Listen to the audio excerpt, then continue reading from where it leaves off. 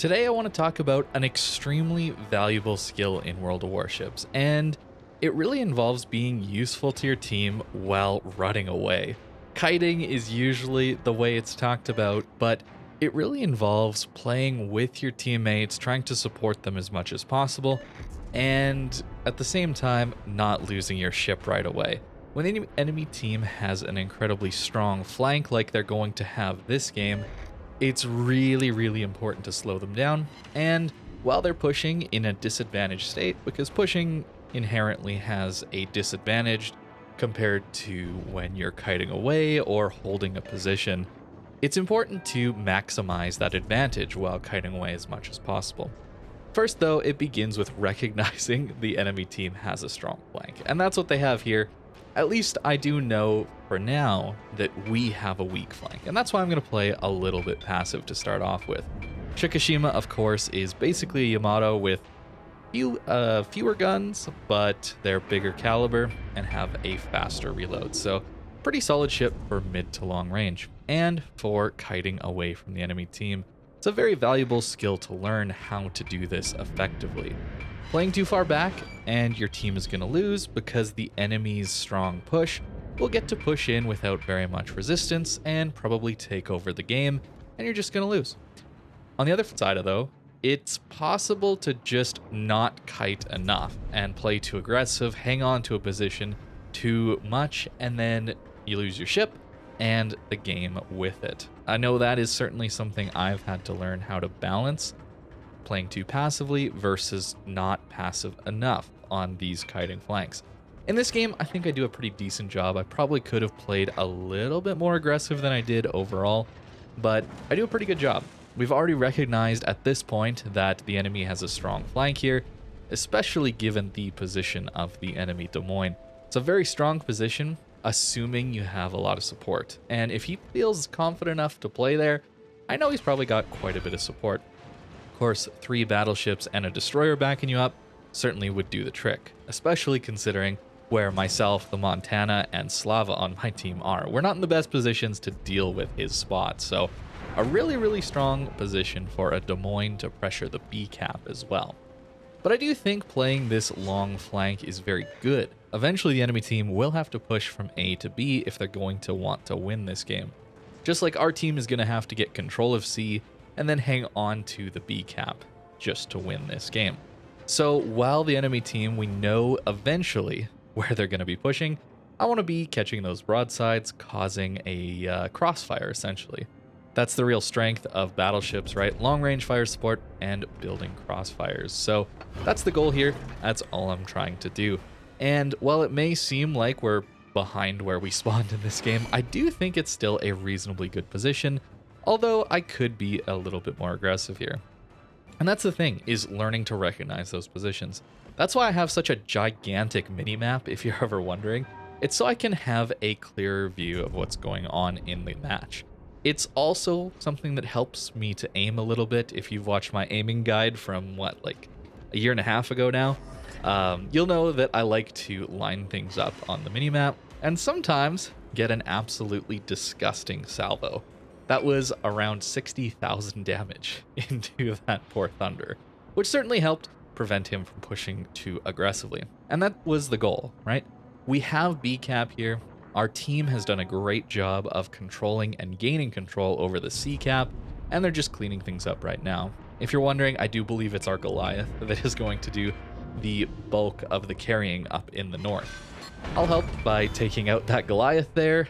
Of course, the overmatch on this battleship is very good, and that's 144,000 damage while kiting away, and our team is still down on ships and points. So a very tough game to potentially win, but there's still time. And the enemy team is now making the push like I talked about. Pushing from A to B is tough. Certainly though, I wish I could have been potentially a little bit wider now. I played too passive early on, I would say. I was too wide, and now I'm too narrow. You'll notice I'm just catching people bow on, not catching broadsides at all. And that's really because my Montana and Slava are also in basically the same square. This is something I don't really like, but of course I can only control one ship. So I'm trying to play to the best ability of my ship. And of course, with the Shikishima, I have enough overmatch to do pretty well against Bao-on battleships. So for now, it's the Montana that has to die. Well, the destroyer first, but of course I don't quite have a shot. The Montana pushing in the open water like that, it's probably going to go down relatively quickly.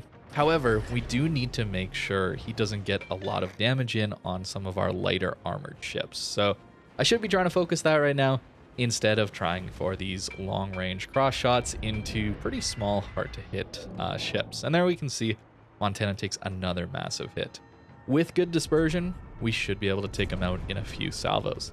And I think that's the real strength of learning how to play these flanking, these kiting positions, these longer range positions, and not be useless to the team.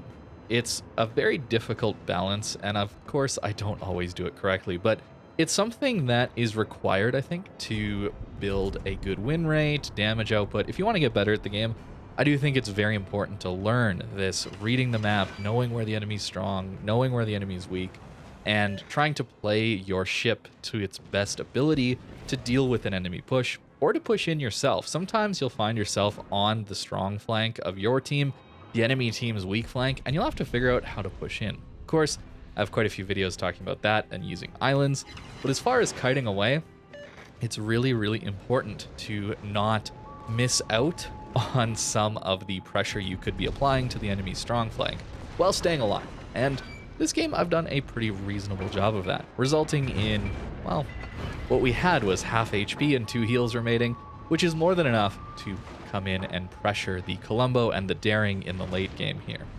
Instead of going for the risky blind shot into the Daring, I know I can tank his HE for quite some time.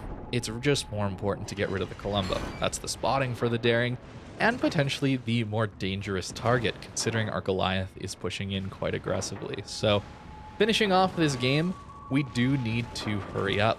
The Colombo has to die, and even still, once he goes down, we're going to be down on a lot of points. So it's going to be crucial that we cap B and get into A and potentially try and find this Daring. So there's a possibility of a solo warrior on the table, but unfortunately for this Daring, he, after a lot of chasing, he makes a mistake and actually gets into spotting range of me. You'll notice we jumped forward a bit.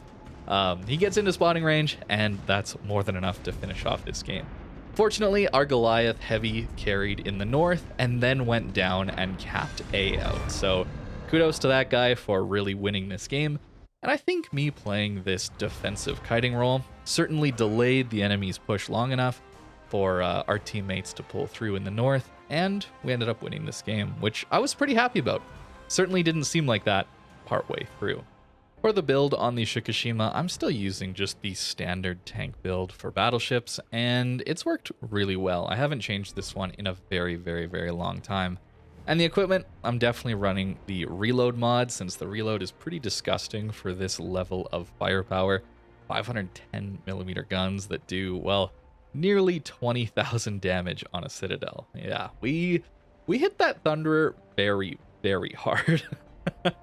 Unfortunately, he wasn't spotted for us to see that damage impact, but it's certainly connected. And this ship is a lot of fun, but can be kind of trolly with RNG. Only 6 guns, right? But as far as this game goes, I was very happy with this result and surprised we ended up winning it. I think I played quite well to be kiting and stalling the enemy team, and there's a lot to be learned from that sort of playstyle, helping give your teammates the chance to win the game for you. All I needed to do was buy time, and our Goliath came through in the clutch. So thank you very much for watching, and I hope you have a great rest of your day.